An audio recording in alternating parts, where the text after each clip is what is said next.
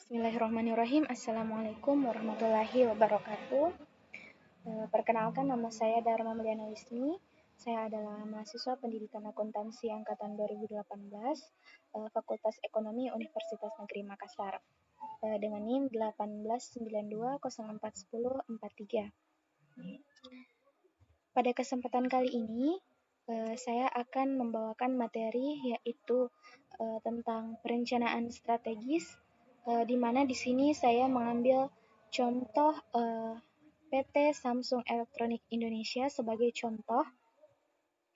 Dalam hal ini terkait dengan tugas dari mata kuliah Sistem Pengendalian Manajemen. Baiklah, untuk mengefisienkan waktu, langsung saja kita masuk kepada pembahasan.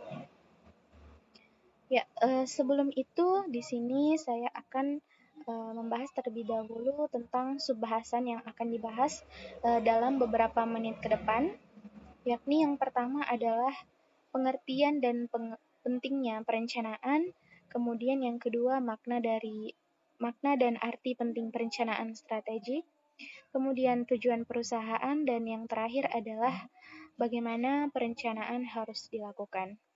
Ya, langsung saja kita ke pembahasan yang pertama, yaitu tentang pengertian dan pentingnya perencanaan. Perencanaan adalah proses menentukan hal-hal yang ingin dicapai di masa depan, serta tahapan-tahapannya.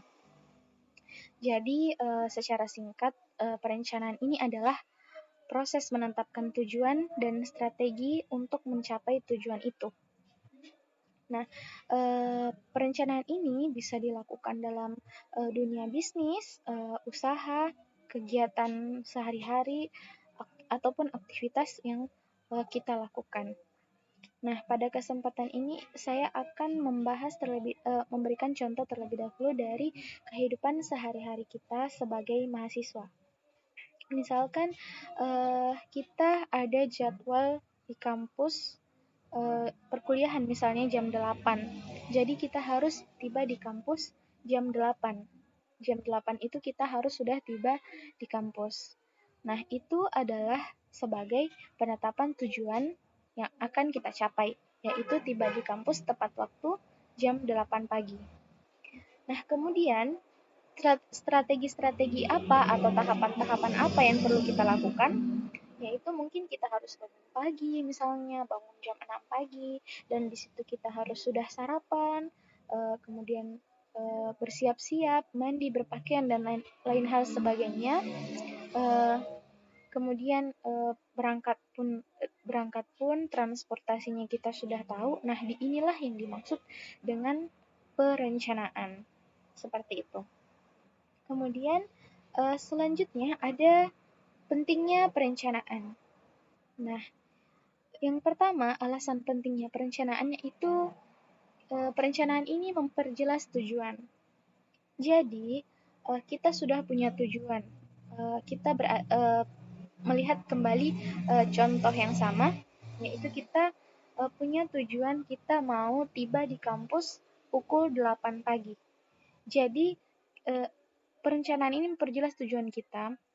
Kita melakukan perencanaan terkait dengan bagaimana kemudian kita mencapai tujuan ini, atau dengan kata lain, perencanaan ini membuat kita fokus pada tujuan kita, atau membuat dalam perusahaan, membuat perusahaan ini fokus, bekerja secara terfokus dan terarah untuk mencapai tujuan dari perusahaan itu.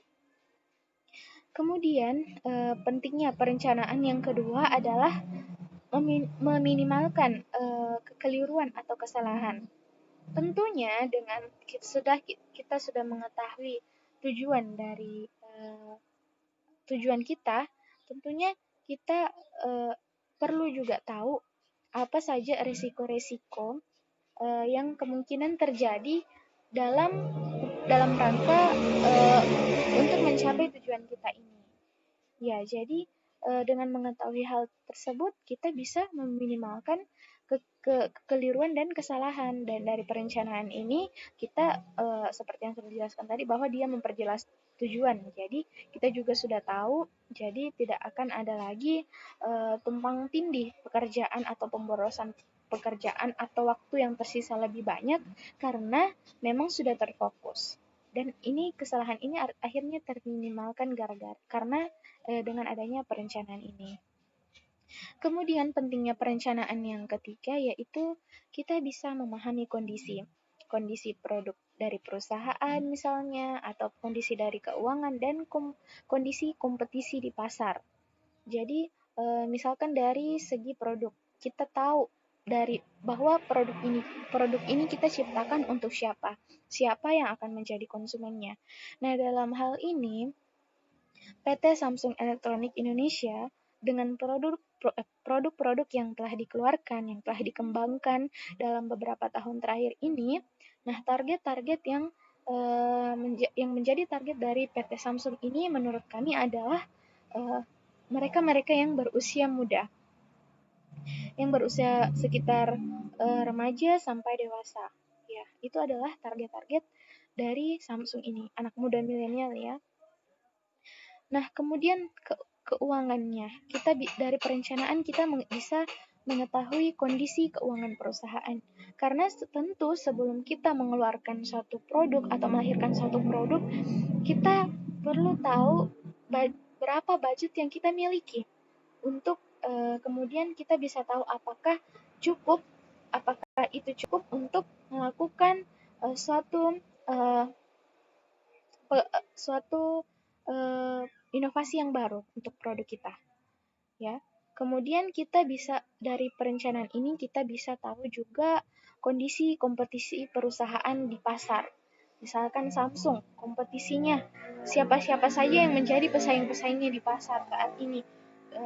Mungkin yang bisa kami ambil contoh misalkan dalam beberapa tahun terakhir ya Apple dengan Samsung ini sangat bersaing ketat, baik itu dari teknologi dari produk yang dihasilkan, desainnya dan lain sebagainya yang menjadi karakteristik tersendiri dari perusahaan masing-masing ini antara Samsung dan Apple. Kemudian yang selanjutnya yaitu ada di sini makna dan arti penting perencanaan strategik. Jadi, perencanaan strategik ini adalah proses yang sistematis dan berkelanjutan. Jadi, proses ini terjadi secara terus-menerus selama perusahaan ini beroperasi. Yang dimulai dari input, proses yang kemudian melahirkan output dari perusahaan. Kemudian, perencanaan strategik ini juga merupakan suatu proses pemilihan tujuan-tujuan organisasi. Nah, seperti yang saya sudah jelaskan bahwa perencanaan ini dia di dalamnya itu kita menetapkan tujuan-tujuan yang ingin dicapai agar kemudian perusahaan ini bisa bekerja terarah, terfokus dan tidak tumpang tindih ingin melakukan yang mana begitu. Jadi dia terarah. Kemudian penentuan strategi untuk mencapai tujuan-tujuan yang telah ditetapkan dan juga sama halnya dengan kebijakan-kebijakan serta program-program yang perlu dilakukan untuk hal ini mencapai tujuan dari perusahaan itu. Jadi ya memang perencanaan ini adalah suatu hal penting yang perlu dilakukan apabila kita ingin mencapai tujuan perusahaan. Ya, yang selanjutnya. Nah, tujuan dari perencanaan ini. Nah, perencanaan itu memang dilakukan dengan berbagai tujuan sesuai dengan kebutuhan perusahaan. Tetapi pada umumnya perencanaan itu dilakukan bertujuan untuk mengantisipasi dan beradaptasi dengan segala perubahan yang terjadi. Jadi, dalam perencanaan itu tentu saja kita menyusun hal-hal yang hal-hal yang ingin dicapai di masa depan dan kemungkinan serta dengan kemungkinannya. Dalam hal ini, bukan saja kemungkinan yang baik, tetapi juga kemungkinan yang buruk itu juga diperhitungkan demi tercapainya tujuan itu. Karena jika kita tidak memikirkan resiko, tentu kita nanti ketika menghadapi resiko yang kita tidak perhitungkan dalam perencanaan, itu akan sangat mengganggu dalam proses kita mencapai tujuan itu. Nah, maka dari itu di dalam perencanaan ini perusahaan juga melakukan riset-riset terkait dengan resiko-resiko yang kemungkinan akan terjadi di masa yang akan datang. Kemudian yang kedua, fokus perencanaan ini bertujuan untuk membantu manajemen fokus dalam pencapaian tujuan. Jadi, kita bisa membayangkan bahwa tanpa tujuan bagaimana kira-kira perusahaan ini akan berjalan, langkah apa yang akan dilakukan apabila tidak ada perencanaan. Karena itulah perencanaan ini hadir untuk kemudian membantu manajemen lebih terfokus lagi dalam mengerjakan tujuan-tujuan yang telah ditetapkan dalam suatu perusahaan. Kemudian yang ketiga, perencanaan itu bertujuan untuk menetapkan strategi paling efektif. Seperti pada poin 1 yang kami bahas tadi, bahwa perusahaan itu juga melihat atau mencari, menggali informasi riset-riset yang memungkinkan gagalnya pencapaian tujuan ini. Nah, di situ kemudian dari hal tersebutlah kemudian manajemen bisa menetapkan strategi paling efektif dengan resiko yang paling kecil dan peluang keberhasilan yang paling besar di antara strategi-strategi yang lainnya. Kemudian tujuan perencanaan yang terakhir adalah menetapkan acuan pencapaian tujuan yang dapat diukur. Misalkan di sini perusahaan menetapkan 5 langkah yang dapat dilakukan dalam upaya mencapai tujuan atau mencapai titik A misalnya. Di sini perusahaan itu punya 5 langkah, tapi di antara kelima langkah tersebut hanya 4 yang bisa membantu perusahaan mencapai tujuan. Jadi acuannya di sini ada 1 dari ke-4 langkah tersebut yang tidak mendukung perusahaan dalam mencapai tujuannya. Nah, di sini bisa kita lihat bersama-sama ada visi dan misi dari Samsung Electronics Indonesia, di mana visinya yaitu menginspirasi dunia, ciptakan masa depan, dan misinya adalah untuk menginspirasi dunia dengan teknologi inovatif,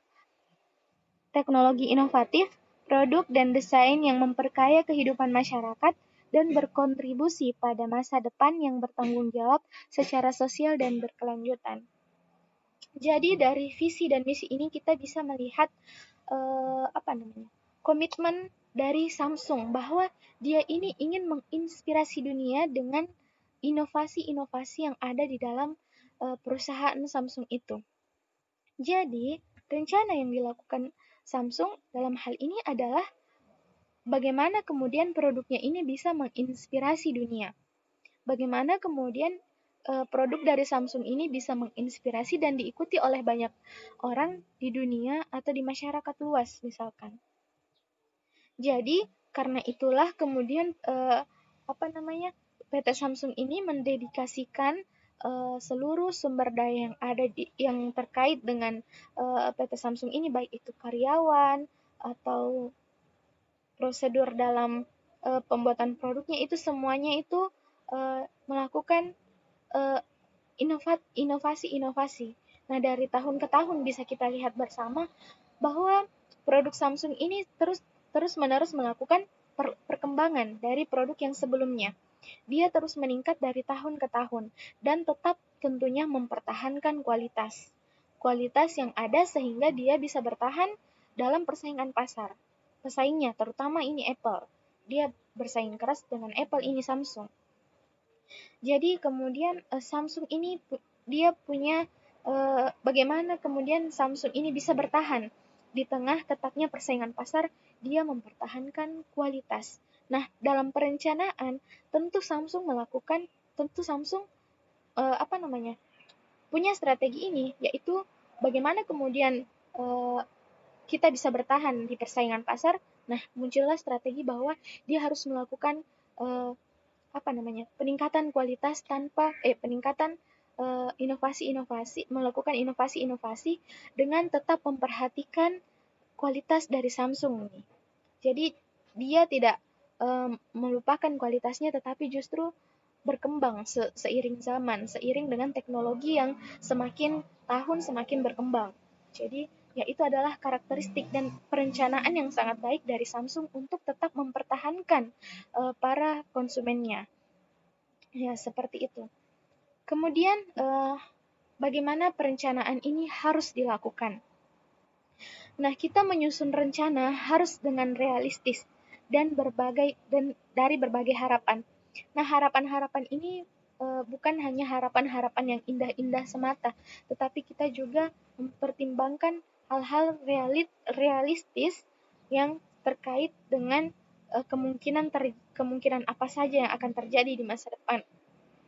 Misalnya kita ambil contoh, Samsung ini kemungkinan akan mempunyai pesaing yang baru di masa yang akan datang, atau mungkin pesaing lama ini akan meningkatkan kualitasnya yang bisa menandingi Samsung. Nah, itu kita harus mempertimbangkan semua semua kemungkinan-kemungkinan itu. Kita harus berpikir secara realistis. Dan ini dilakukan rencana ini dilakukan dalam jangka panjang, menengah, dan jangka pendek. Kemudian rencana ini itu merupakan kunci dalam pertumbuhan perusahaan. Seperti yang tadi saya lakukan yang saya jelaskan bahwa dari awal PT Samsung ini sudah punya rencana yang baik. Kita bisa melihat dari visi dan misinya bahwa dia ingin menginspirasi dunia. Dan untuk menginspirasi dunia, dia melakukan inovasi-inovasi. Hampir setiap tahun produk Samsung memproduksi produk-produk yang baru dengan kualitas-kualitas yang semakin baik dari setiap tahunnya. Jadi rencana ini merupakan kunci dalam pertumbuhan perusahaan. Bisa kita lihat sekarang bahwa Samsung merajai merajai produsen smartphone di dunia, mungkin bahkan bukan hanya di Indonesia. Produk Samsung juga terkenal di berbagai negara lainnya. Jadi memang rencana ini tidak menjamin kesuksesan, tetapi tanpa rencana, kegagalan adalah hal yang mungkin tidak bisa dihindari. Baik, saya kira hanya itu saja yang bisa saya sampaikan untuk apabila ada kesalahan dan kekeliruan dalam penyampaian materi, saya memohon maaf yang sebesar-besarnya, dan segala yang baik semoga bisa dipahami, dan yang buruk atau yang keliru dalam penyampaian materi saya ucapkan mohon maaf, dan mohon saran dan komentarnya untuk materi apabila ada materi yang salah dalam penyampaian.